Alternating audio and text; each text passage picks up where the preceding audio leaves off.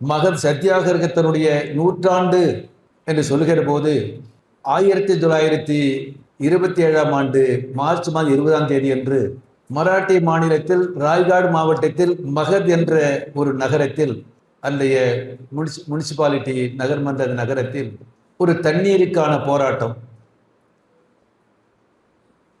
சாவ்தார் குள போராட்டம்.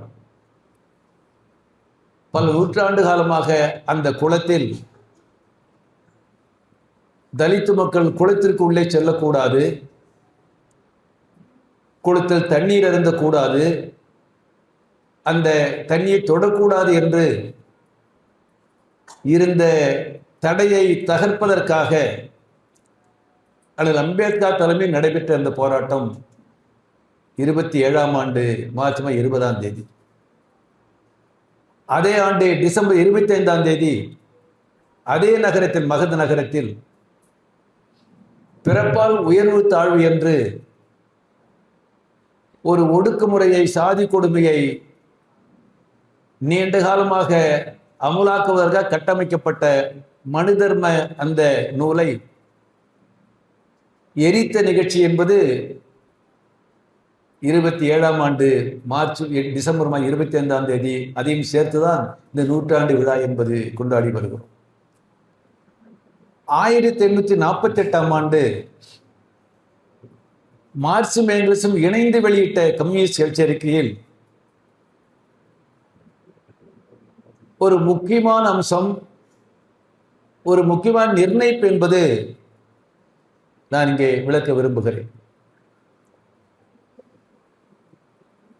முதலாளித்துவத்தினுடைய வீழ்ச்சியும் தொழிலாளி வர்க்கத்துடைய வெற்றியும் வரலாற்றில் தவிர்க்க முடியாதது என்று 2 மேதைகள் இணைந்து வெளியிட்ட அறிக்கையில் 1848 சொன்னார்கள். 1917 சோவியத் புரட்சி 2 மேதைகளும் பார்க்கவில்லை, முன்னதாக இறந்து விட்டார்கள். 1949 சீன புரட்சி, 50களில் வியட்நாம் புரட்சி, 59 கியூப புரட்சி என்று தொடர்ச்சியாக தொழிலாளி வர்க்கம் தலைமையில் ஆட்சி அமைவது என்பது மார்க்சியம் எங்கெல்ஸ் சொன்ன அந்த அறிவியல் பூர்வமான அந்த தத்துவத்தின் அடிப்படையில் தான் வரலாற்றில் பல மாற்றங்கள் ஏற்பட்டு கொண்டிருக்கிறது. அந்த மாற்றத்தை யாராலும் தடுக்க முடியாது. மார்க்ஸ் அவர்கள் சொன்னது போல் மாற்றம் என்ற ஒன்றை தவிர எல்லாமே மாறுதலுக்குரியது. இன்றைய இந்தியாவில் நமது நாடு சந்திக்கக்கூடிய, மக்கள் சந்திக்கக்கூடிய பிரச்சனைகளில் முக்கியமான 3 நான் இங்கே சுட்டிக்காட்ட கடமைப்பட்டிருக்கிறேன். ஒன்று, இந்துத்துவா என்ற பாஜக RSS அந்த மதவெறி சித்தாந்தம்.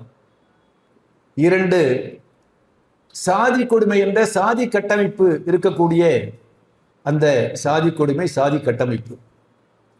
3வதாக மத்திய அரசு அமலாக்கி வரக்கூடிய, பல மாநில அரசுகள் தொடர்ந்து அமலாக்கக்கூடிய நவ தாராளமய பொருளாதார கொள்கை. இந்த 3 சவால்களை இன்று தேசத்து மக்கள் சந்தித்துக் கொண்டிருக்கிறார். இந்த 3 சவால்களுக்கு, இந்த 3 அம்சங்களுக்கு சரியான மாற்று கொள்கையை வைத்திருப்பது, மாற்று திட்டத்தை வைத்திருப்பது மார்க்சிஸ்ட் கம்யூனிஸ்ட் கட்சி உள்ளிட்ட இடதுசாரி கட்சிகள் மட்டுமே. இந்த 3 பிரச்சனைகளுக்கு, 3 சவால்களுக்கு நாம் தீர்வு காணவில்லை என்றால் இந்தியாவின் வளர்ச்சி இல்லை, இந்தியாவுக்கு எதிர்காலம் இல்லை. இந்த 3 சவால்களுக்கு அங்கே உருப்படியான உண்மையான மாற்று இடதுசாரிகளுக்கு தான் இருக்கிறது. மார்க்சிஸ்ட் கம்யூனிஸ்ட் கட்சி இருக்கிறது சொல்லுகிற போது நான் பெருமையோடு சொல்லுகிறேன், மகிழ்ச்சியோடு சொல்லுகிறேன், இடதுசாரிகளுக்கு எதிர்காலம் இல்லை என்றால் இந்தியாவுக்கு எதிர்காலம் கிடையாது. இந்தியாவின் எதிர்காலத்தோடு இடதுசாரிகள் எதிர்காலம் இணைந்திருக்கிறது. இந்த 3 சவால்களுக்கு தீர்வு காணக்கூடிய அந்த மகத்தான மாற்றுக்கொள்கை கொண்டிருக்கக்கூடிய மார்க்சிஸ்ட் கம்யூனிஸ்ட் கட்சி உள்ளிட்ட இடதுசாரி கட்சிகள் சவால் எதிர்கொள்வார்கள். இங்கு மாற்றம் ஏற்படும். இடதுசாரிகள் இங்கே இந்தியாவில் சோசியல் சமூகத்தை அமைப்பதற்கு அவர்கள் முடியும் அது உறுதி என்பதை நான் துவக்கமாக சுட்டிக்காட்ட கடமைப்பட்டது.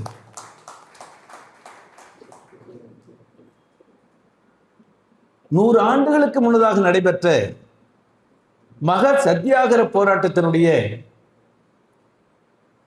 முக்கியத்துவத்தை விளக்கி நாம் 100 ஆண்டை கொண்டாடுவது என்பது இன்னும் அந்த தீண்டாமை கொடுமை ஒழிக்கப்படவில்லையே, சாதி கொடுமை ஒழிக்கப்படவில்லையே, சாதி வேறுபாடு அகற்றப்படவில்லையே, அவர்களை எதிர்த்து போராடுவதற்கு உறுதியேற்கக்கூடிய, போராடுவதற்கு திட்டமிடக்கூடிய ஒரு வாய்ப்பாகத்தான் இந்த 100 ஆண்டை நாம் கொண்டாடி வருகிறோம். குறிப்பாக அந்த ராய்காட் மாவட்டத்தில் மராட்டியத்தில் அந்த மகத் என்ற அந்த நகரத்தில் அங்கிருந்த குளம் மட்டுமல்ல, மராட்டி மாநிலத்தில் பல மாவட்டத்தில் இருக்கக்கூடிய அந்த குளம், பொது இடம், கிணறுகள், அவைகளில் தலித்த மக்கள் தண்ணீர் அருந்த முடியாது, அதுக்கு தடை இருந்தது.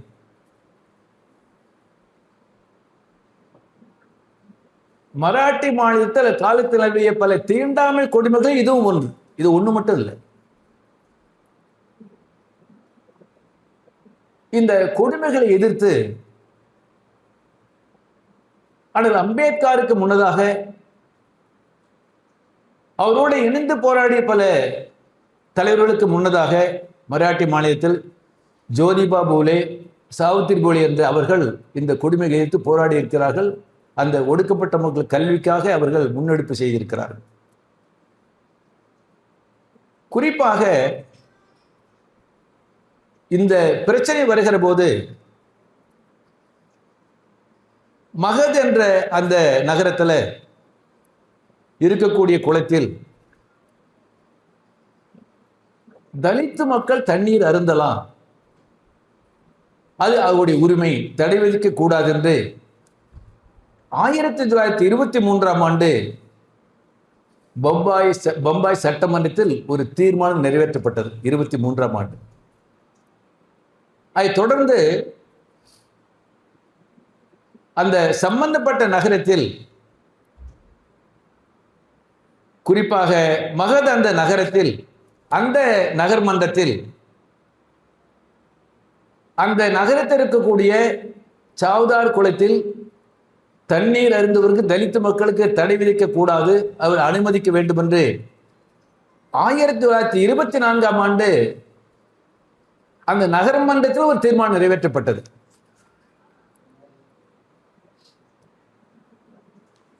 ஆனால் தீர்மானம் நிறைவேற்றப்பட்டிருந்தாலும் அந்த மகத் நகரத்து மக்களுக்கோ சுற்று வட்டார மக்களுக்கோ அந்த குளத்தில் இறங்கி தண்ணி குடிக்கவோ எடுக்கவோ அனுமதிக்கப்படலை. அப்ப இந்த பின்னணியில தான் இந்த போராட்டம் என்பது நடைபெறுகிறது. இந்த போராட்டத்தை முன்னெடுத்த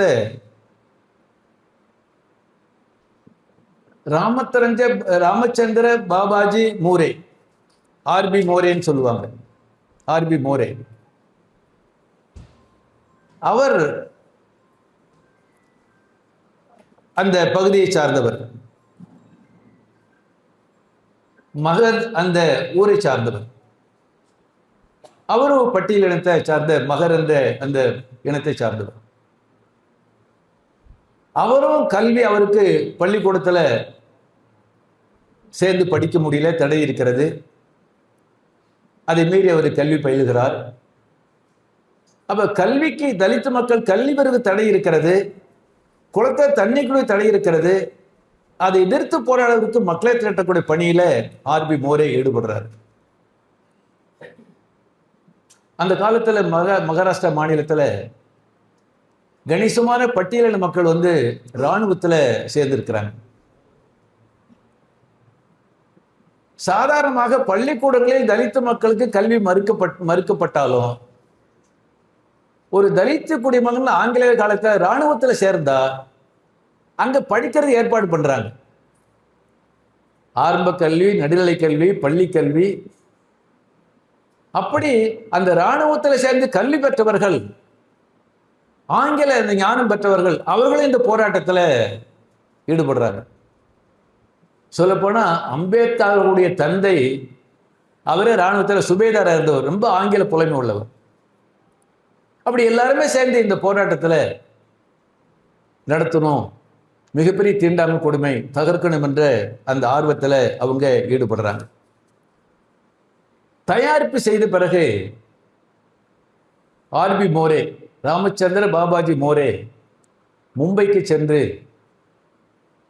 டாக்டர் அம்பேத்கர் அவர்களை சந்தித்து, நீங்க வரணும், நீங்க மெத்த படித்தவர், தீண்டாமை கொடுமை ஒழிக்க வேண்டும் என்று பாடுபட்டு வருபவர், நீங்களே இந்த கொடுமைக்கு ஆளாகி இருக்கிறீங்க, நீங்க வரணும், மாநாடு நடத்துறோம், நீங்க தலைமை தாங்கணும், அந்த குளத்தில் இறங்கக்கூடிய போராட்டத்துக்கு உங்கள் தலைமையில நாங்கெல்லாம் வரோம் அப்படின்னு சொல்லி அவர் அழைக்கிறார். ஆர்பி மோரே மும்பை சென்று கிட்டத்தட்ட ஒரு 4000-5000 பேர் திரட்டுறாங்க. டாக்டர் அம்பேத்கர் அவர்கள் அந்த மகத் நகரத்துக்கு வரார். எல்லாரும் சேர்ந்து அந்த குளத்துல இறங்கி டாக்டர் அம்பேத்கர் ஆரம்பிக்கிறாரு. தண்ணி எடுத்து உங்களுக்கு அவரு குடிக்கிறாரு. அவரோட ஆர்பி மாதிரி மற்றவங்க எல்லாருமே.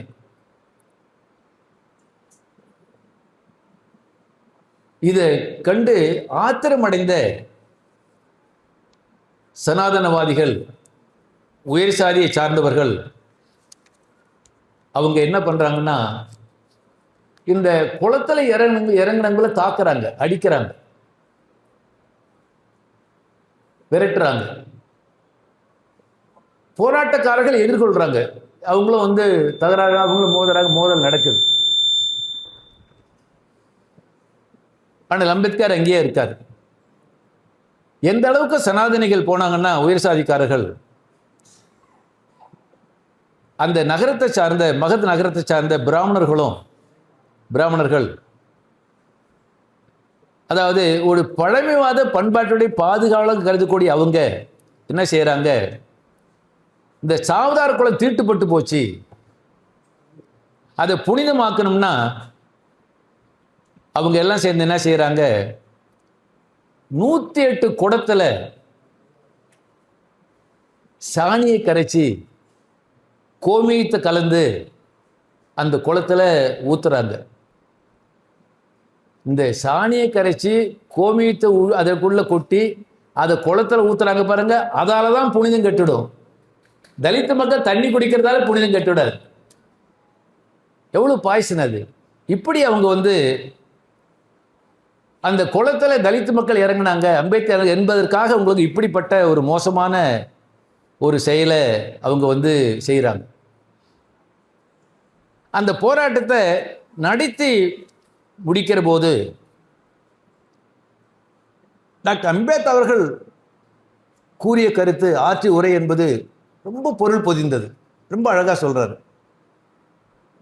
நான் அவர் சொன்னதை அப்படியே படிக்கிறேன். சாவதார குளத்து நீரை பருகுவதால் நம்மில் எவரும் சாகாவரம் பெற்றுவிடப் போவதில்லை. இன்று வரை நாம் இந்த சாவதார குளத்து நீரை பருகவில்லை. ஆயினும் நீங்களோ நானோ அழிந்து விடவில்லை.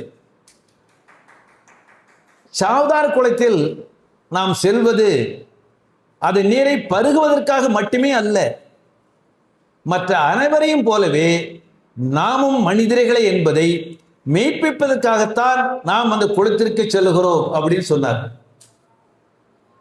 எவ்வளவு அறிவியல் பூர்வமா சொல்லியிருக்காரு பாருங்க. இப்படி அந்த மகத்தான போராட்டம் என்பது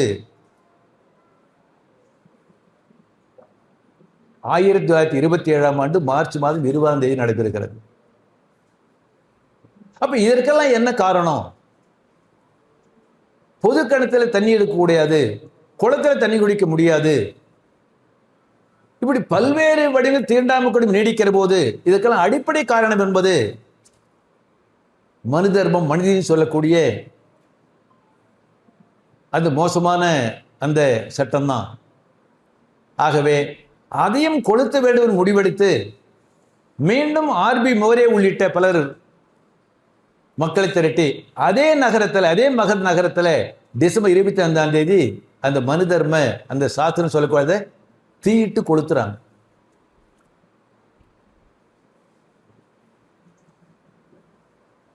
அப்படி வருகவை ஏன் தீயிட்டு கொளுத்துறாங்க? குறிப்பாக நான் மனு தர்மத்தை பற்றி உங்களுக்கு சொல்ல வேண்டிய அவசியம் இல்லை. பிறப்பால் ஒருவரை உயர்ந்தவர் என்றும் தாழ்ந்தவர் என்றும் ஒரு பாகுபடுத்தக்கூடிய ஒரு சாதிய கட்டமைப்பை உருவாக்கிய, சாதிய கட்டமைப்பை பாதுகாக்கக்கூடிய, தீண்டாமை கொடுமையை தொடர்ந்து நடைமுறைப்படுத்தக்கூடிய ஒரு மோசமான தொகுப்பு தான் அந்த மனுநீதி. அதிலிருந்து தான் இந்த பிரச்சனை போல வருகிறது. டாக்டர் அண்ணா அம்பேத்கர் சொன்னாங்க, இந்த மனு தர்மத்தை மனுநீதியை 7 நாள் மட்டும் என்கிட்ட கிடைச்சா நான் கடிச்சு கொதறி விடுவேன்னு சொன்னார். இந்த 2 போராட்டங்கள், சாவதார் குல கள போராட்டம், மனு தர்ம அந்த சாஸ்திர எரிப்பு போராட்டம், நாடு முழுவதும் காட்டி தீ மாதிரி செய்தி பரவியது. பெருமளவுக்கு ஊடகங்கள், அன்னைக்கு இருந்த பத்திரிகைகள் மத்தியில் செய்தியாச்சு. தீண்டாமை ஒழிப்புக்கான போராட்டம் என்பது நாடு முழுவதும் பேசு பொருளாக, ஒரு அஜெண்டாவாக மாறியது. இப்போ அந்த மராட்டிய மாநில அரசு, பாஜக தலைமையிலான அரசு, அவங்க என்ன செய்யறாங்கன்னு சொன்னா, அவர்களும் நம்ம மாதிரி இந்த சாவதார் நூற்றாண்டு விழாவை கொண்டாடுறாங்க. எவ்வளவு கேவலமா இருக்கு பார்த்தீங்களா? அவங்க என்ன அதுக்கு அவங்க நடத்துற கொண்டாட்டத்துக்கு என்ன பேர் வச்சிருக்காங்கன்னா,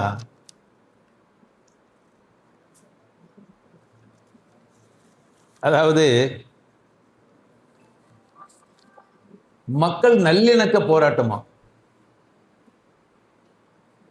மக்கள் நல்லிணக்க போராட்டம் என்று சொல்லி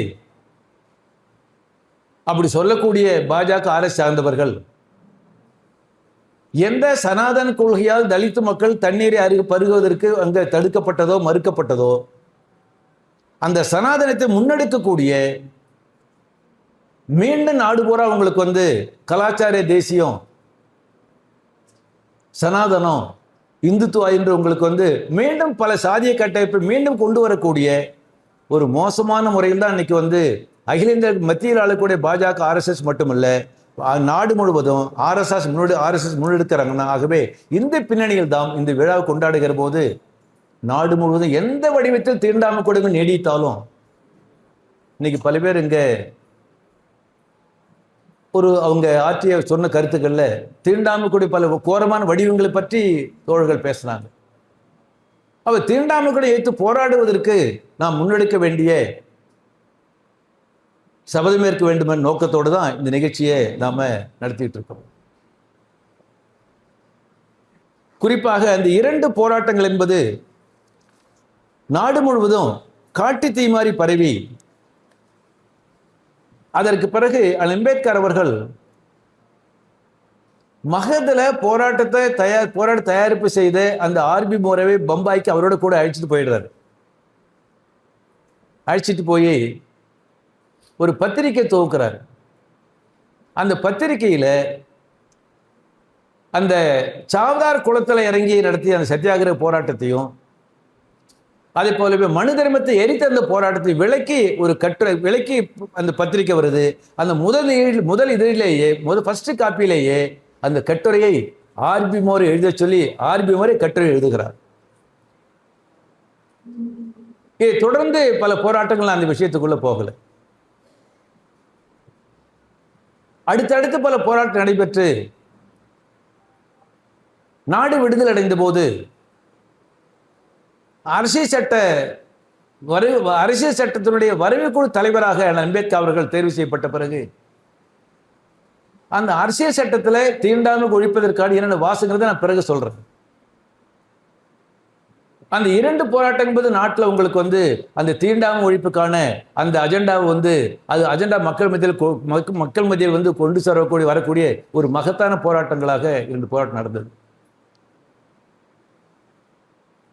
ஆனால் இதை ஒட்டி நான் சொல்ல வேண்டிய கருத்து, களத்தில் மகத் நகரத்தில் சுற்று வட்டார தலித்து மக்களை திரட்டி, தலித் அல்லாதவர்களை திரட்டி, அந்த மகத்தான போராட்டத்துக்கு தயாரிப்பு செய்த ஏற்பாடு செய்த மக்களை திரட்டிய அந்த ஆர்பி மோரே அவரும் பட்டியலத்தை சார்ந்தவர் தான். அவரை பற்றி, அவருடைய பணியை பற்றி, குடும்பத்தை பற்றி சில விஷயங்களை தோழர்கள் கவனத்துக்கு நான் கொண்டு வர விரும்புகிறேன். ஆர்பி மோரே அவர்கள் ஒரு கட்டத்தில் மும்பைக்கு வரார். வந்து அம்பேத்கரோட சேர்ந்து பல பணிகளை செஞ்சுட்டு இருக்கார். 1928-29 ஆண்டுகளில் மும்பை நகரத்தில் பஞ்சாலை தொழிலாளர்களுடைய வீரமிக்க போராட்டம் நடக்குது. பஞ்சாலை தொழிலாளர் வேலைநிறுத்த போராட்டம் 6 மாதம் நடக்குது பாம்பே சிட்டியில். அந்த போராட்டத்தை ஒடுக்குவதற்காக ஆங்கிலேய அரசாங்கம் போலீஸ் துப்பாக்கிச்சூடு நடத்துறான். அந்த துப்பாக்கிச்சூட்டில் ஒரு பஞ்சாலை தொழிலாளி கொல்லப்படுறாரு. தொழிலாளர்களுக்கு நிர்வாகத்தில் நடைபெற்ற மோதல்ல ஒரு வெள்ளைக்கார அதிகாரி இறந்து போறாரு. தொழிலாளி மீது வழக்கு தொடுத்து 2 தொழிலாளிகளுக்கு நீதிமன்றம் தூக்கு தண்டனை வழங்குது. அப்படி தூக்கு தண்டனை வழங்குகிற போது அன்றைய ஏகாதிபத்திய ஆங்கிலேய அரசு நிர்வாகம் 2 தொழிலாளிகிட்ட கூப்பிட்டு, இந்த போராட்டத்தை தூண்டிவிட்டவர் எஸ்ஏ டாங்கே என்று நீங்கள் நீதிமன்றத்தில் வாக்குமூலம் கொடுத்தால் தூக்கு தண்டனையை நாங்கள் ஆயுள் தண்டனையாக குறைக்கிறோம். தொழிலாளிகள் ஏற்கல. 2 தொழிலாளிகள் வந்து சைக்கிள் கலந்து கொண்ட காரணத்திற்காக தூக்கிலிடப்பட்டார்கள். அடுத்து 1929 பாராளுமன்றத்தில் பகத்சிங்குடைய வெடிகுண்டு வீசியதும் அதை ஒட்டி நாடு முழுவதும் ஆங்கிலேய ஏகாதிபத்தியத்துக்கு எதிராக மிகப்பெரிய போராட்டம் என்பது உருவாகுது.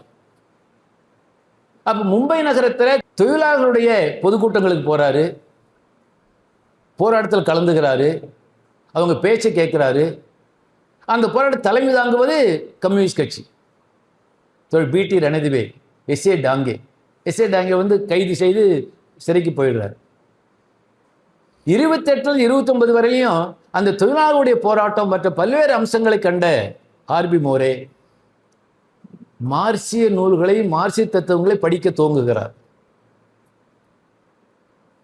கம்யூனிஸ்ட் தலைவர் பிடி ரணதிவே சந்திக்கிறார். கடைசி 1930ஆம் ஆண்டு நான் ஏற்கனவே சுட்டிக்காட்டிய கம்யூனிஸ்ட் கட்சி அறிக்கை படித்து முடித்துவிட்டு அவர் கம்யூனிஸ்ட் கட்சி உறுப்பினராக சேருவதுன்னு முடிவெடுக்கிறார். அப்படி முடிவெடுத்து ஆர்பி மோரே அம்பேத்கரை சந்திக்கிறார். அம்பேத்கரை சந்திச்சு, நான் இது மாதிரி வந்து முடிவெடுத்திருக்கிறேன், கம்யூனிஸ்ட் கட்சி சேர விரும்புகிறேன் அப்படின்னு வந்து டாக்டர் அம்பேத்கரை சந்திச்சு சொல்றார்.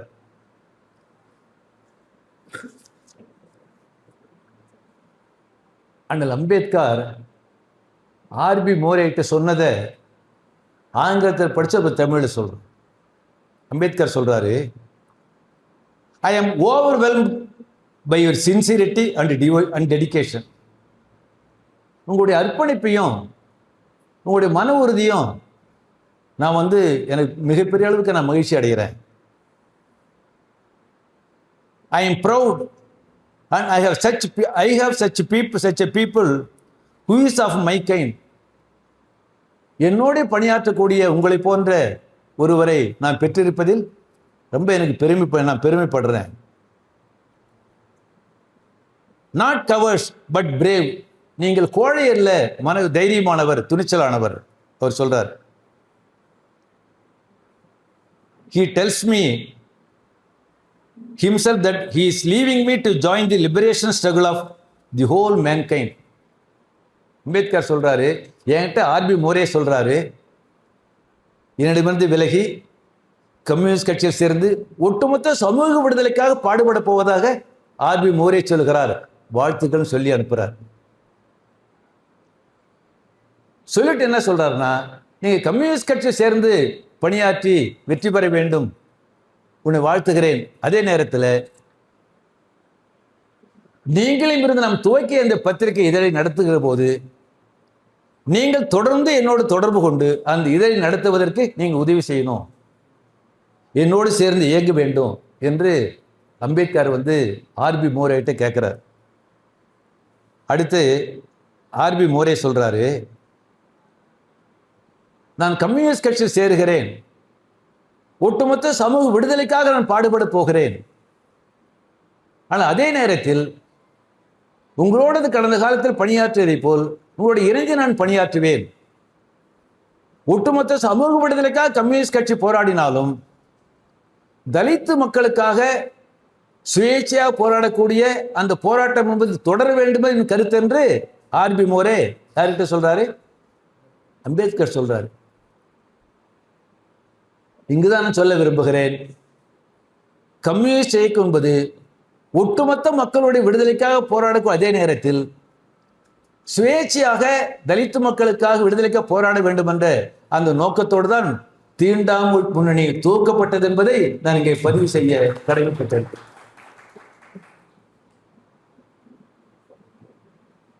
அந்த ஆர்பி மோரே, அவர் பற்றி அதிகமாக வரலாறு தெரியாது. இந்த நிகழ்ச்சிக்கு வர வேண்டும் என்று சங்கரும் கவிவர்மன் என்னோடு கேட்ட பிறகு கடந்த 14 டெல்லிக்கு சென்றபோது ஆர்பி மோரேவனுடைய நினைவலைகள் என்ற ஆங்கில நூலை வாங்கினேன். அது ஒரு 200 பக்கம் படித்து முடிச்சுட்டேன். ஆர்பி மோரே ஒன்றுபட்ட கம்யூனிஸ்ட் கட்சியில் சேர்ந்து பிறகு மார்க்சிஸ்ட் கம்யூனிஸ்ட் கட்சி அங்கமாக இருந்து மராட்டி மாநிலத்தில் மாநிலக்கு உறுப்பினராக செயல்பட்டிருக்கிறார். அவர் பிறந்தது 1903ஆம் ஆண்டு, இறந்தது 1972ஆம் ஆண்டு. அவர் மட்டுமல்ல, அவருடைய மகன் சத்யேந்திர மோரே, அவரும் மார்க்சிஸ்ட் கம்யூனிஸ்ட் கட்சி இணைந்து மாநில அளவில் செயல்பட்டு, சொல்ல போனால் பாம்பே நகரத்தில் தாராவி தொகுதியில் மார்க்சிஸ்ட் கம்யூனிஸ்ட் கட்சியினுடைய சார்பாக சட்டமன்ற உறுப்பாக 78ஆம் ஆண்டு வெற்றி பெற்று பணியாற்றியவர் தான் மோரே அவருடைய மகன் சத்யேந்திர மோரே. இந்த தீண்டாமை ஒழிப்பு முன்னணி நடத்தக்கூடிய அணையா வேண்மணி இதழில் மகத் போராட்டத்தை பற்றி கட்டுரை வந்திருக்கிறது. அந்த கட்டுரை எழுதியவர் சுபோத் மோரே. இந்த சுபோத் மோரே யாருன்னு சொன்னா ஆர்பி மோரனுடைய பேரன். ஆர்பி மோரே, சத்யேந்திர மோரே, சுபோத் மோரே தோழர்களே, கம்யூனிஸ்ட் இயக்கத்துள்ளவர்கள் ஒட்டுமொத்த சமூக விடுதலைக்காக மட்டுமல்ல, தலித்து மக்கள் விடுதலைக்காக எந்த அளவுக்கு உறுதியாக போராடு என்பதற்கு சிறந்த உதாரணம் என்பதைத்தான் இந்த ஆர்பி மோரே குடும்பத்தை நான் இங்கே சுட்டிக்காட்ட கடமைப்பட்டிருக்கிறேன். இத்தகைய மகத்தான போராட்டத்துக்கு பிறகுதான் அம்பேத்கர் அவர்கள் தீண்டாமை ஒழிப்புக்காக போராடியது மட்டுமல்ல, தீண்டாமை கொடிபெயர்த்து போராடியது மட்டுமல்ல, சாதி எவ்வாறு உருவாகிறது, அதுக்கு பின்னணி என்ன என்பதையால் மிகப்பெரிய ஆய்வு செய்து சாதி ஒழிப்புக்காக, சாதி கொடுமைக்கு எதிராக, சாதி வேறுபாட்டுக்கு எதிராக கால போராட்டத்தை நடத்தியது மட்டுமல்ல, ஏராளம் கருத்தியல் ரீதியில் பல நூல்களை, பல கட்டுரைகளை எழுதியிருக்கிறார். நாடு முழுவதும் தீண்டாமை ஒழிப்புக்காக போராடக்கூடியவர்களுக்கு அம்பேத்கருடைய படைப்புகள், அவருடைய பணி என்பது மிக பெருமளவுக்கு பயன்படும் என்பதை நிகழ்ச்சியை பதிவு செய்ய வேண்டிய அவசியம் இருக்கிறது. அரசியல் சட்டத்தை வரைவு குழு தலைவராக அவர் தேர்ந்தெடுக்கப்பட்ட பிறகு அந்த அரசியல் சட்டத்தில் தீண்டாமை கொடுமை ஒழிப்பதற்காக பல சரத்துக்கு பிரிவுகள் என்பது அதிலே சேர்க்கப்படுகிறது. முதல் பிரிவு என்பது untouchability is abolished and its practice is forbidden. தீண்டாமை கொடுமை என்பது ஒழிக்கப்படுகிறது, அதை கடைபிடிப்பது தடை செய்யப்படுகிறது. இது அரசியல் சட்டத்தில் இருக்கக்கூடிய முக்கியமான பிரிவு. இது எல்லாரும் பள்ளிக்கூட நூல்கள்லாம் இது இருக்கும், ஏட்டில் தான் இருக்குது. இத்தகைய பிரிவு சட்டத்தில் சேர்க்கப்பட்ட பிறகும் கூட தீண்டாமை கொடுமை ஒழிக்கப்படாத காரணத்தினால் அடுத்து குடியுரிமை சட்டம் என்று மீண்டும் ஒரு சட்டம் என்பது தனியார் சட்டம் கொண்டு வரப்படுகிறது. புரொடெக்ஷன் சிவில் ரைட்ஸ் ஆக்ட், குடியுரிமை பாதுகாப்பு சட்டம். அது தீண்டாமை கொடுமை ஒழிப்பதற்காக தடுப்பாக கொண்டு வரப்பட்ட சட்டம். அந்த சட்டம் கொண்டு வந்த பிறகும் கூட தீண்டாமை கொடுமை ஒழிக்கப்படவில்லை என்ற காரணத்தினால் அடுத்த சில ஆண்டுகளுக்கு பிறகு வன்கொடுமை தடுப்பு சட்டம்,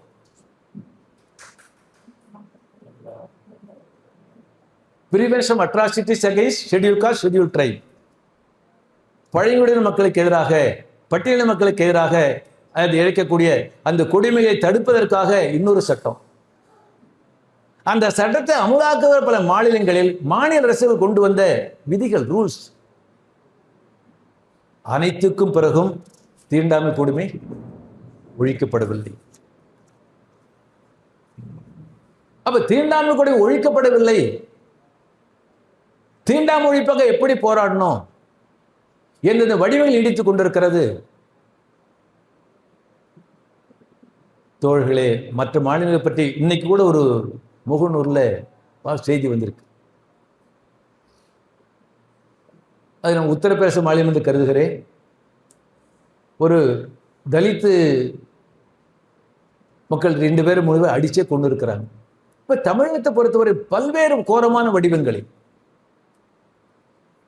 எல்லாருக்கும் உங்களுக்கு தெரியும், சாதி மறுப்பு திருமணம் செய்து கொண்டால் ஆணையோ பெண்ணையோ வெட்டி கொள்வது,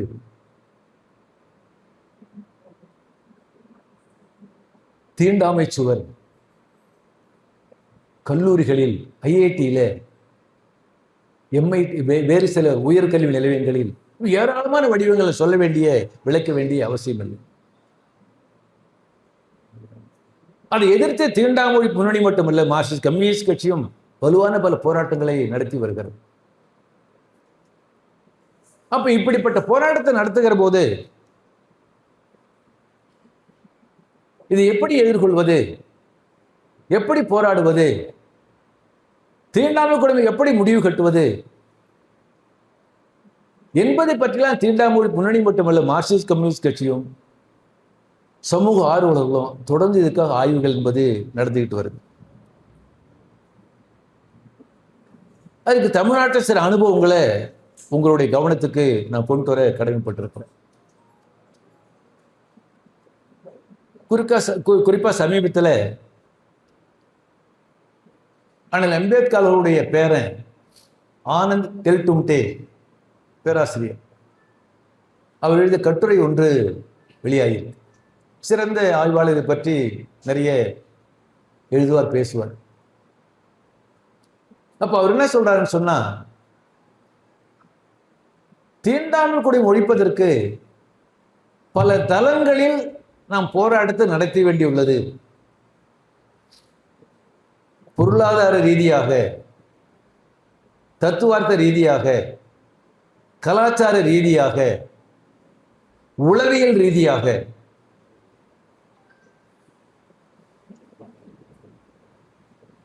சுவிட்ச் போட்டு ஆஃப் ஆஃப் ஆகிற கொடுமை இல்லை. அப்ப பொருளாதார ரீதியாக இதை எதிர்த்து போராட வேண்டும் சொல்லுகிற போது, தோழர்களே, கம்யூனிஸ்ட் இயக்கத்தின் சார்பில் ஒன்றுபட்ட தஞ்சை மாவட்டத்தில் நாகை, திருவாரூர், மயிலாடுதுறை சொல்லக்கூடிய கீழத்தஞ்சை பகுதியில் நடைபெற்ற போராட்டத்தை பற்றி சுருக்கமாக சில விஷயங்கள் கவனத்துக்கு கொண்டு வர விரும்புகிறேன். 1940களில் கம்யூனிஸ்ட் இயக்கம், கம்யூனிஸ்ட் கட்சி, விவசாய சங்கம் அந்த கீழத்தஞ்சையில நாகை, திருவாரூர், மயிலாடுதுறை அந்த பகுதியில தீண்டாமை கொடுமைக்கு எதிரான போராட்டத்தை துவக்கினாங்க. ஒரு பிட்டர் ஸ்ட்ரகிள், கடுமையான போராட்டம். நீங்க கேள்விப்பட்டிருப்பீங்க. அந்த மாவட்டத்தில் ஒன்றுபட்ட இந்த கீழ்த்தஞ்சை மாவட்டத்தில் நிலைச்சு வந்தார்கள். பெரும்பான்மை நிலைச்சு வந்தார்கள் உயர் சாதியை சார்ந்தவர்கள் அல்லது பிற்படுத்தப்பட்ட சாதியை சார்ந்தவர்கள். இது ஒரு பகுதிகள். பெரும்பான்மையான பண்ணை அடிமைகள், பண்ணை ஆட்கள் தலித்து மக்கள். குத்தகை விவசாயிகள் பிற்படுத்தப்பட்ட சாதிகளை சார்ந்தவர்கள். இந்த பண்ணை ஆட்கள் தலித்து மக்கள் தீண்டாமை கொடுமைக்கு ஆளாகிறாங்க பல வடிவங்கள்ல. சொல்ல போனா அங்க தலித்து மக்கள் பள்ளிக்கு செல்வதற்கு தடை இருந்தது கடந்த நூற்றாண்டுல. இந்த நூற்றாண்டு 1940, 50 வரையிலே அப்படி எதிர்த்து வலுவான போராட்டம் நடைபெறுகிற போது கம்யூனிஸ்ட் கட்சி தலைமை, ஒன்றுபட்ட கம்யூனிஸ்ட் கட்சி தலைமையில கம்யூனிஸ்ட் கட்சியினுடைய சார்பாக பி. சீனிவாசராவ் தலைமையில் நடைபெற்ற போராட்டத்தில் அவங்க கடைபிடித்த அணுகுமுறை என்ன? அப்ப தீண்டாமை கொடுமை மட்டுமே எதிர்த்தால் போதாது. ஆகவே நிலப்பொருத்த சுரண்டலை எதிர்த்து, ஏன்னா குத்தகை விவசாயிகள் அவங்களுக்கு இந்த வருஷம் ஒருத்தருக்கும் அப்போ குத்தகை மாத்திக்கிட்டே இருப்பாங்க. குத்தகை விவசாயிகளும் பன்னாட்கள் சொல்லக்கூடிய தலித்து மக்களும் நிலைச்சார்ந்தார்களுடைய சுரண்டல் கொடுமைக்கு ஆளாக்கப்பட்ட காரணத்தால பிற்படுத்தப்பட்ட சாதிகளை சார்ந்த குத்தகை விவசாயிகளும் தலித்து சமூகத்தை சார்ந்த பண்ணையாளர்களும் இரண்டு பகுதியை சார்ந்த ஒன்றாக சேர்ந்து நிலப்பொருத்த சுரண்டலுக்கு எதிராக, தீண்டாமை கொடுமைக்கு எதிராக இரண்டும் எதிர்த்து போராடிய காரணத்தால் தான் ஜெயிக்க முடிஞ்சது. நான் சொல்றது நீங்க ஃபாலோ பண்றீங்கன்னு நினைக்கிறேன். அதாவது தீண்டாமை கொடுமைக்கு எதிரான போராட்டத்தை தலித்து மக்கள் மட்டுமல்ல, தலித் அல்லாதவர்கள் இணைஞ்சு போராடணும். தீண்டாமை கொடுமைக்கு எதிராக மட்டுமல்ல, நிலப்பொருத்த சுரண்டலுக்கு எதிராக இணைஞ்சு போராடணும் என்ற அடிப்படையில் 1940களில் துவங்கி கிட்டத்தட்ட உங்களுக்கு ஒரு 15, 20, 30 ஆண்டுகளில் ஒரு மகத்தான போராட்டத்தை நடத்தி மகத்தான தியாகத்தை செய்துதான் அந்த கீழ்த்தஞ்சையில ஒப்பீட்டளவில் தீண்டாமை கொடுமை ஒழிக்க முடிந்தது. அதனுடைய வெளிப்பாடு இறுதி கட்டமாக தான் வெண்மணியில தலித்து மக்கள் வீடுகளை கொளுத்தி, அந்த வீடுகளை கொளுத்தி அது அவங்க விரட்டுறப்ப உங்களுக்கு அவங்க ராமையான் குடிசைக்குள்ள போய் அந்த குடிசைக்கு தீட்டு 44 தலித்து மக்கள் உயிரோடு எரித்து கொல்லப்பட்டதற்கு பாருங்க. அப்படிப்பட்ட கொடுமைப்படுத்தினா அந்த இயக்கத்தை அழிச்சுள்ளான்னு நிலைச்சோத கருதுனாங்க. ஆனால் அவங்களுடைய கனவு பலிக்கல. முன்னை விட பலமாக இடதுசாரிக்கம் செயல்பட்டு கொண்டிருக்கிறது. ஆகவே எப்படி அந்த கிழத்தஞ்சை அனுபவம் என்பது தீண்டாமை கொடுமைக்கு எதிராக தலித்து மக்களும் தலித் எல்லாரும் இணைந்து போராட வேண்டிய அந்த அனுபவத்தை நமக்கு கொடுத்திருப்பது என்பது கீழ்த்தஞ்சை அனுபவம். அந்த அனுபவத்தை பற்றி தோழர்களே, அடித்தால் திருப்பி அடின்ற திருப்பி எடுத்த வரலாறு என்ற ஒரு புத்தகம் என்பது தமிழ்ச்செல்வியில் வெளியாகிருக்கிறது. அது படிப்பது பயனுள்ளதாக இருக்கும் என்பது அந்த சொல்ல விரும்புகிறேன். அந்த இயக்கத்துல கீழ்த்தஞ்சை இயக்கத்தை இன்னொரு அனுபவம் என்னன்னு சொன்னா, அந்த போராட்ட தலைமையிலையும் தலித்து சமூகத்தை சார்ந்தவர்களும் தலித் அல்லாத சமூகத்தை சார்ந்தவர்கள் 2 பேரும் இணைந்தா போராட்டத்தில் நடத்தியிருக்கிறாங்க. பொருளாதார கோரிக்கைகளுக்காகவும் தீண்டாமை எதிர்த்து 2 சேர்த்தா போராடி இருக்கிறாங்க. அப்படிப்பட்ட போராட்டத்தை முன்னெடுக்க வேண்டும் என்பது இந்த தீண்டாமைக்கு ஒழிப்பதற்கான போராட்டத்தில் முக்கியமான அம்சம். குறிப்பா நீங்க புதுக்கோட்டை மாவட்டத்தை எடுத்துக்கங்க. புதுக்கோட்டை மாவட்டத்துல ஒரு 25 ஆண்டுகளுக்கு முன்னதாக குன்றாண்டவர்கள் ஒன்றியத்துல தெம்மாவூர்ல அந்த கிராமத்துல கோயில் திருவிழா. அந்த திருவிழாவுக்கு தலித்து மக்களை மேல அடிக்கிறது கூப்பிடுறாங்க. இந்த இழிவான தொழில் நாங்க வரமாட்டோம்னு சொல்லிடுறாங்க. திருவிழாவுடைய 4வது நாளன்று அந்த சாதி ஆதிக்க உணர்வு உள்ளவர்கள் தலித்து மக்கள் வசிக்கூடிய பகுதிகளுக்கு வீட்டை கொளுத்து அடிச்சு தகராறு பண்ணி அவங்களுக்கு கடுமையான ஒரு தாக்குதலை தொடுக்கிறாங்க. 30க்கும் மேற்பட்ட தலித்து மக்கள் காயமுற்றாங்க. சொத்துகள் அழிஞ்சு போச்சு, சேதமாச்சு. பல பேர் காயப்பட்டிருக்கிறாங்க. ரணகலமாய் உங்களுக்கு தெம்மாவூர் பகுதியை கடுமையான பாதிப்புக்குள்ளாச்சு அந்த கிராமம். மார்க்சிஸ்ட் கட்சியினுடைய மாநில செயற்குழு சார்பாக இந்த மாவட்ட பொறுப்பாக இருந்தபோது மாவட்ட தலைவர்களோடு சேர்ந்து கிராமத்துக்கு போய் பார்த்து தொடர்ந்து வர போராட்டங்கள் நடத்தி மறியல் போராட்டம் நடத்தி அந்த பாதிக்கப்பட்ட தலித் மக்களுக்கு மாநில அரசிடமிருந்து நட்டையடை மார்க்சிஸ்ட் கம்யூனிஸ்ட் கட்சி பெற்று தந்தது என்பதை இங்கே குறிப்பிடப்படுகிறது.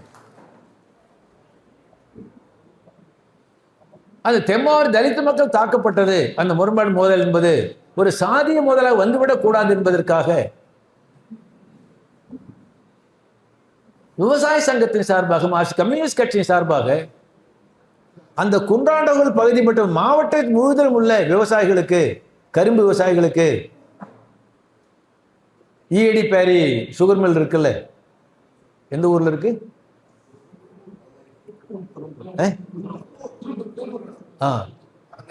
அறந்தாங்க பக்கத்தில்.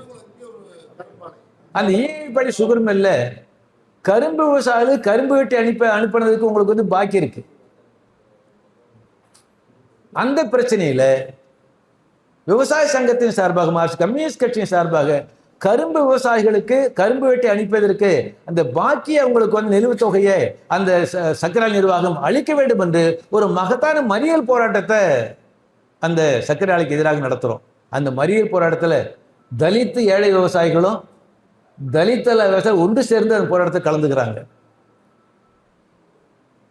நான் பெருமையோடு சொல்கிறேன் தோழர்களே, அந்த போராட்டத்துக்கு பிறகு குன்றாண்டகோல் ஒன்றியத்தில் கிட்டத்தட்ட ஒரு 25 கிராமங்களில் மார்க்சிஸ்ட் கம்யூனிஸ்ட் கட்சிகளை உருவாக்கக்கூடிய வாய்ப்பு ஏற்படுத்தி தந்தது.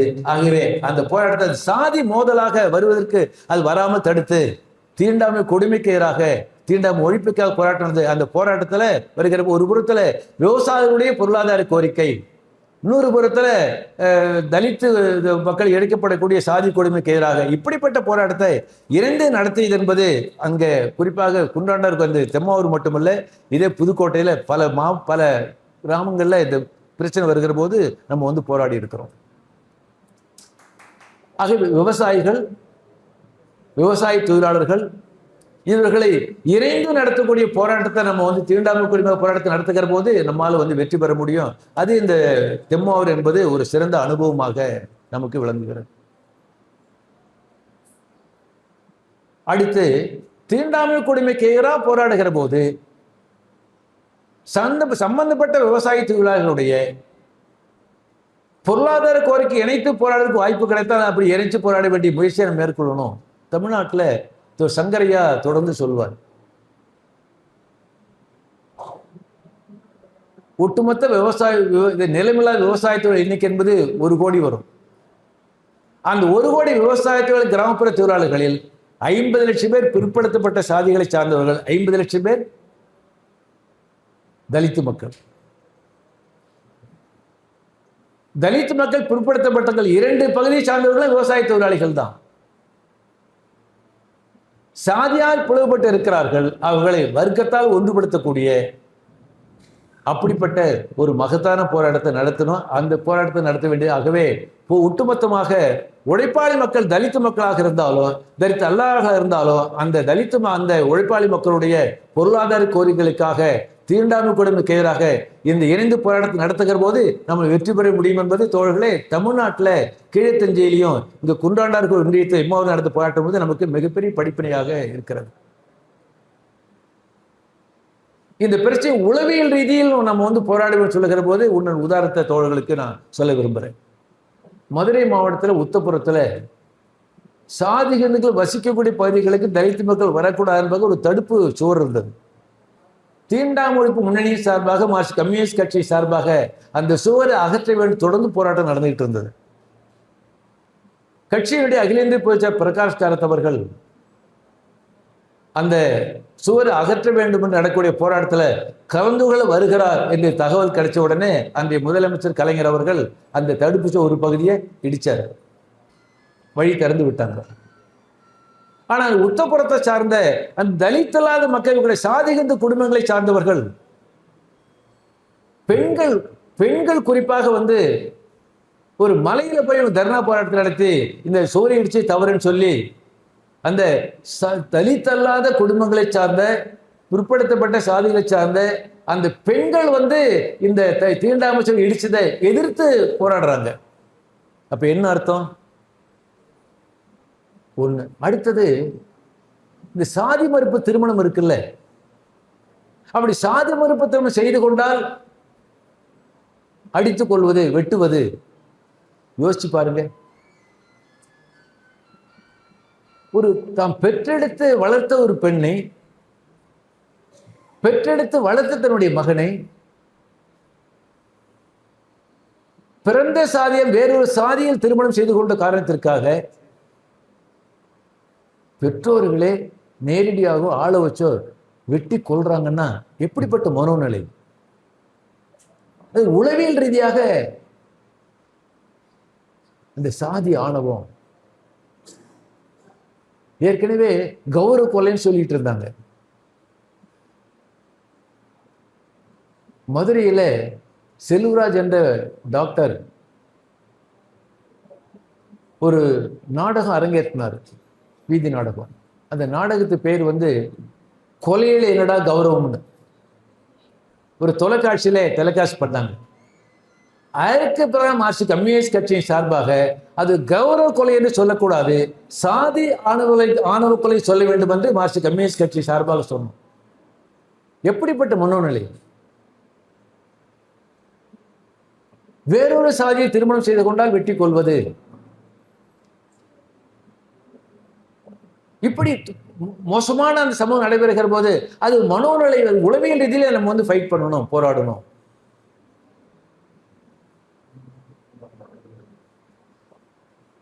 அப்ப எத்தனை வடிவங்கள் இது வந்தாலும் அதை எதிர்த்து போராட வேண்டும் வருகிற போது மார்க்சிஸ்ட் கம்யூனிஸ்ட் கட்சியை பொறுத்தவரையில், தீண்டாமை முன்னணி பொறுத்தவரையில்,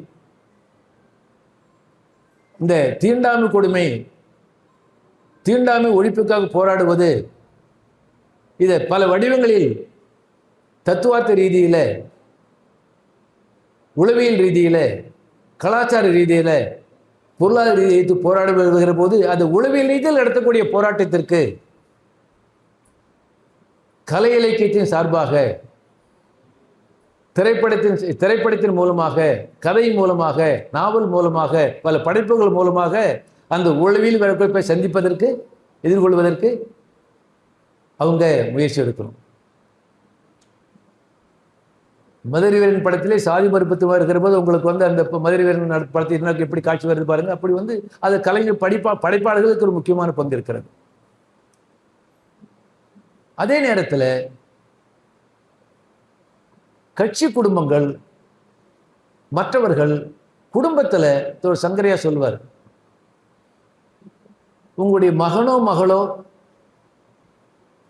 காதலித்து சாதி மறுப்பு செய்து கொள்ள விரும்பினால் நீங்க அனுமதிக்கு நடத்தி வைக்கணும். கட்சி தலைவர் முன்னுதாரணமாக இருந்திருக்கிறாங்க. தோழர் பி. ராமமூர்த்தி, ஜெயபிரகாஷ் நாராயண காங்கிரஸ் சோசியல் கட்சியுடைய அகில தலைவர் தமிழ்நாட்டுக்கு வந்தபோது அவரோடு பி. ராமமூர்த்தி சென்று தந்தை பெரியாரை சந்தித்து உரையாடுறாங்க. சோசியலிசம், சுதந்திர போராட்டம், விடுதலை போராட்டம், பல வாத பிரிவாக நடக்குது. முடிந்தால் பெரியாரை கம்யூனிஸ்ட் கொண்டு வரலாம் என்று இவங்களுடைய விவாதம். அது நடக்கிற வேலையாது. அவர் சொல்லிட்டார், உங்க கொள்கை உங்களோட, என் கொள்கை என்னோட சொல்லிட்டு கடைசியா என்ன கேட்டாருன்னா, பிஆரை பார்த்து, ரொம்ப நல்ல உன்னுடைய வாத திறமையை பாராட்டுறேன், உன்னுடைய அறிவு புத்தி கூர்மையை பாராட்டுறேன், கல்யாணம் ஆயிடுச்சா? பிஆர் வந்து இல்லைன்னு சொல்லி, ஏன் ஆகலை கேட்குறாரு. அப்பதான் பி. ராமர் சொல்றாரு, நான் பிறந்த சாதியில் ஒரு பெண்ணோடு திருமணம் செய்து கொள்ள விரும்பவில்லை. ஆனால் எங்க அம்மா வந்து அரசியலுக்கு போறதுக்கு அனுமதி கொடுத்து வாழ்த்துறாங்க, அரசியலுக்கு அனுமதிச்சுட்டா, முழு நேரம் உடையா செயல்பட்டு இருக்கிறேன். ஆனா சாதி மறுப்பு திருமணத்துக்கு எங்க அம்மா ஒத்துக்க மாட்டாங்க. ஆகினால் இப்போது நான் திருமணம் செய்து கொள்ள விரும்பவில்லை, உரிய காலத்தில் செய்து கொள்ளேன்னு சொன்ன உடனே பெரியார் வந்து ஆச்சரியப்படுறார். இப்படி ஒரு ஆள் இருக்கிறானே, உன்னுடைய பார்வையை, முடிவை, அணுகுமுறையை பாராட்டுகிறேன், என்னைக்கு திருமணம் நடந்தாலும் உனக்கு என்னை கூப்பிடுன்னு சொல்லி பெரியார் சொல்லி அனுப்புகிறார். பி. ராமமூர்த்தியினுடைய அம்மா இறந்த பிறகுதான் பிஆர் வந்து ஒரு பிராமணர் அல்லாத சாதியை சார்ந்த அவர் காதலித்த பெண்ணை அழைத்து கொண்டு ரிஜிஸ்டர் ஆஃபீஸில் போய் பதிவு திருமணத்தை செய்து கொள்கிறார். தன்னுடைய வாழ்க்கையில் அனுபவ ரீதியாக அகமண முறை வேண்டாம் என்ற அப்படிப்பட்ட எடுத்துக்காட்டாக யார் இருப்பது? தோல்பியார். இப்படி யாராலும் உதாரணம் சொல்ல முடியும். வழக்கமாக கூட்டத்தில் நாங்கள் சொல்லுவோம், கலைஞர் முதலமைச்சராக இருந்தபோது சமத்துவபுரத்தை உருவாக்கினார் மாவட்டத்துக்கு 1-2 இடத்துல. ஆனால் மார்க்சிஸ்ட் கம்யூனிஸ்ட் கட்சி தலைவர் சங்கரையா அவர்கள் தன்னுடைய குடும்பத்தை சமத்துவபூர்வமாக நடத்தி காட்டியவர். அவர் குடும்பத்தில் எல்லா சாதிகளை சாதனங்களும் இருப்பாங்க. அது போல இஎம்எஸ் நம்பூதிரிபாடு மிகப்பெரிய ஜமீன், பல கிராமங்கள் அவருக்கு நிலங்கள் சொத்துக்கள் இருந்தது. அவர் படிக்கின்ற போதே, பட்டப்படி படிக்கின்ற போதே சுதந்திர போராட்டத்தில் கலந்து கொண்டு கம்யூனிஸ்ட் கட்சியில் சேர்ந்து சொத்துக்கள் அனைத்தும் கட்சிக்கு எழுதி வைத்துவிட்டு கடைசியில் கட்சியினுடைய அளித்த அந்த வீட்டில் அலுவலகத்தில் தான் தங்கியிருந்தார். அவர் கட்சி பொதுச்சாக இருந்தபோது ஒரு முறை சென்னைக்கு வந்தபோது பத்திரிகை ஜவஹர் அவர்கிட்ட பேட்டி கண்டார். அவர்கிட்ட கேட்டார்,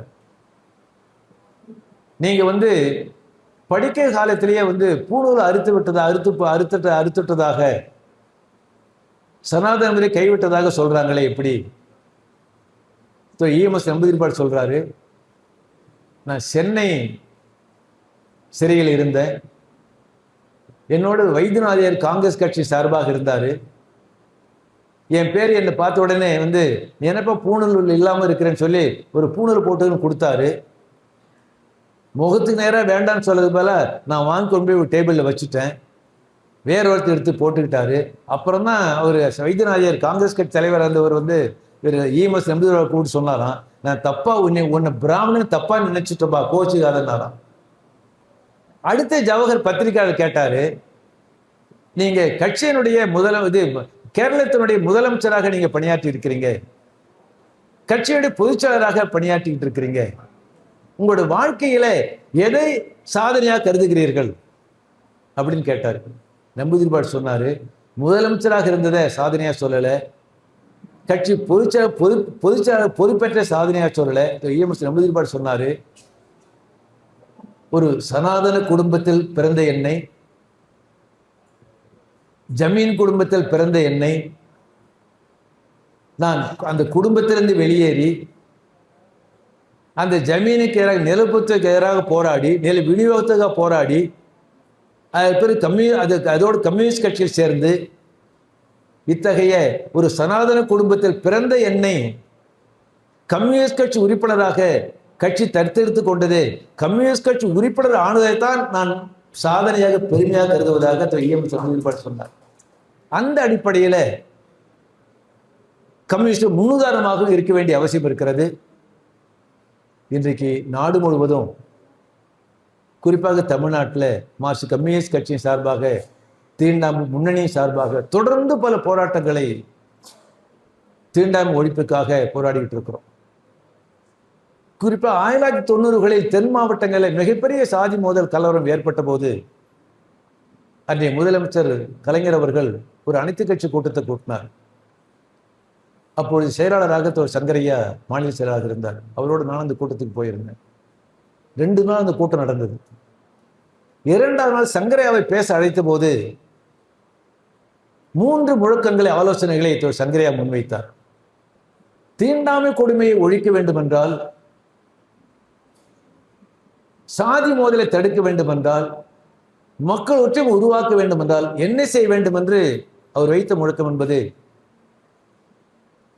தீண்டாமை கொடுமையை ஒழிப்போம், சாதி மோதலை தவிர்ப்போம், மக்கள் ஒற்றுமையை உருவாக்குவோம்னார். இந்த முழக்கங்களை தலைகீழ போட்டால் சரியா இருக்காது. தீண்டாமை கொடுமை ஒழிந்தால்தான் சாதி மோதல் ஒழியும், சாதி மோதல் ஒழிந்தால்தான் மக்கள் ஒற்றுமையை உருவாக்க முடியும் என்ற அடிப்படையில் சங்கரையா அவர்கள் அனைத்து கட்சி கூட்டத்தை முழக்கத்தை முன்வைத்தார்.